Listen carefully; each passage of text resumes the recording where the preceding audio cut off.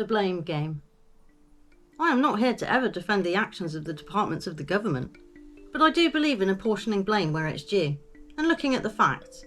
The article that made me write this was of the unfortunate passing of a young lady, and the article is being shown as if it is the DWP at fault for hounding her for years and that she dies of starvation after having her benefits removed.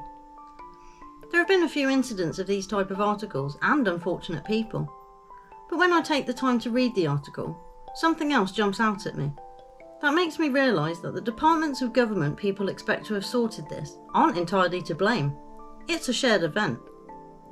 For this particular one, I was surprised to read that she had family, although it was the police who found her weeks after death. They say she was living on a sandwich a day, because she told her mother so. Okay, so family were in regular contact and knew she wasn't eating enough.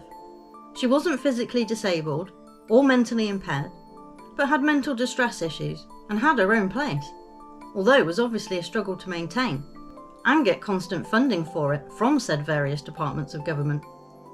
Then, further into the read, it said she had aspirations of owning a bungalow to do up and was worried about the small amount of savings she had.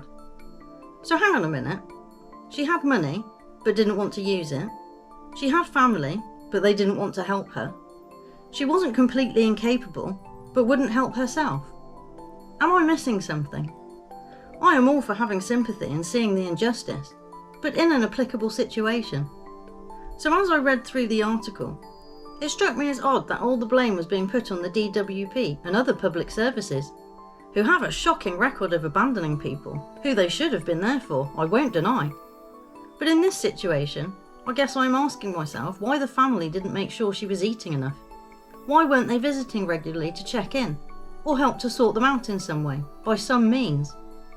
Have we completely abandoned the idea of family and community so much that we now only look to and expect the government and institutions and their insidious branches to solve every issue, want, need, crisis, and experience of our lives? It is a tragedy that a young life not yet fulfilled is cut short, by any means. But even more so not to recognise all the failures that led to it.